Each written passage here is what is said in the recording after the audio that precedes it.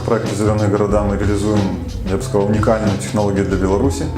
Мы закупаем контроллеры, которых, можно сказать, это инновационные, которые будут оснащены GPS-датчиками. И что это нам позволяет? Это позволяет координировать, синхронизировать светофорные объекты, не привязываясь к ЦУПу. То есть теперь любой город, региональный, малый, который удален от центра, от областного центра, может попытаться сделать то же самое. Если у нас это получится, то эти технологии можно тиражировать на всей Беларуси. И используя вот эти вот современные GPS-датчики, можно синхронизировать целую сеть или магистрали в любом городе Беларуси.